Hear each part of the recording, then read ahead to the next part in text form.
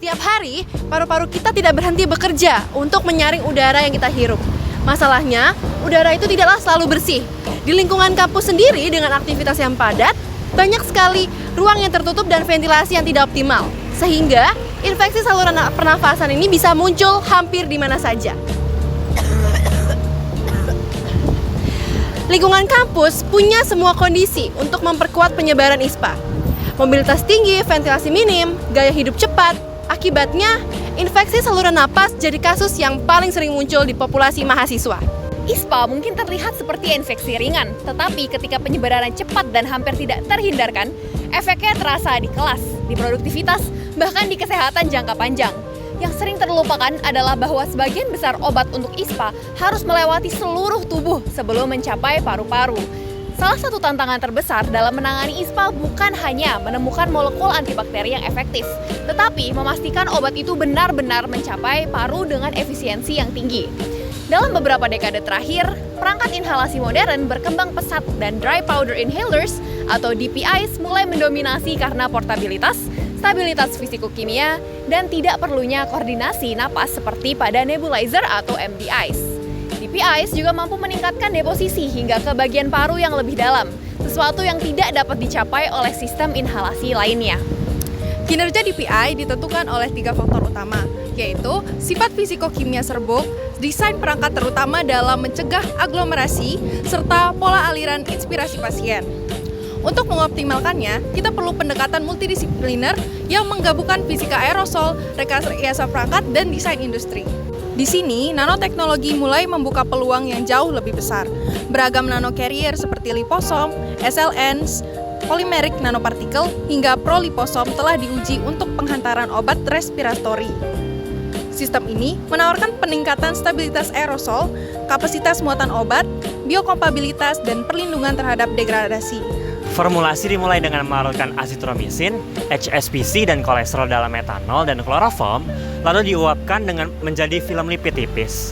Film ini dihidrasi dengan PBS hangat sehingga membentuk multilamellar vesicle sebelum diperkecil ukurannya menggunakan high pressure homogenizer menjadi nanoliposom sekitar 100 nanometer. Dispersi kemudian dimurnikan melalui ultrasentrifugasi untuk memisahkan obat bebas, dicuci ulang, dan disiapkan kembali dalam PBS yang mengandung trehalosa sebagai liprotektan dan eleusin sebagai enhancer dispersibilitas.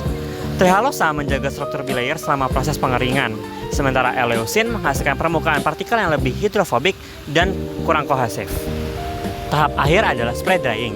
Dispersi dikabutkan melalui nozzle 0,7 mm pada suhu inlet 120 derajat sehingga membentuk serbuk halus dengan permukaan corrugated yang ideal untuk aliran aerosol.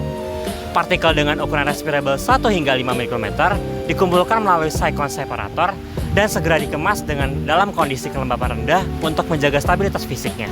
PSA menunjukkan ukuran sekitar 105 nanometer dengan PDI rendah. Ini berarti sistemnya stabil dan monodisperse.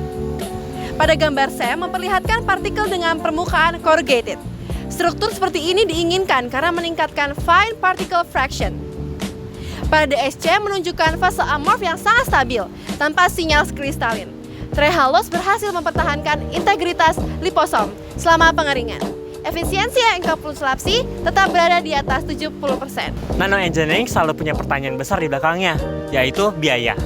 Biaya tetap seperti homogenizer, spray drying, PSA, DSC cukup besar pada tingkat laboratorium.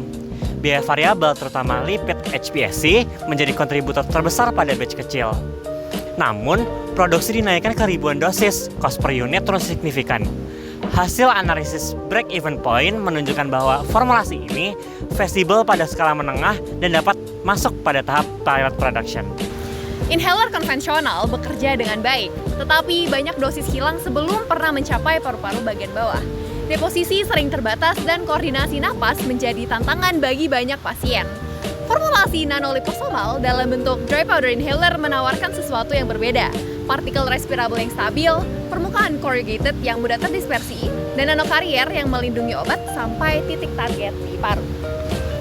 Dengan ukuran nanometer, obat dapat dilepaskan lebih terarah, menembus mukus dengan lebih efisien dan bertahan cukup lama untuk bekerja di area infeksi. Hasilnya bukan hanya peningkatan efisiensi, tetapi juga potensi penurunan dosis sistemik.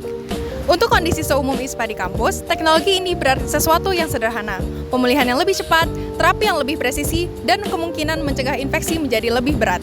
Sebuah pendekatan kecil di skala nano untuk dampak yang jauh lebih besar di dunia nyata. Sekian dari kami kelompok 4 dan liposomal dry powder inhaler Sebagai inovasi ISPA yang 3S, sustainable, satset, dan solutif. Terima kasih.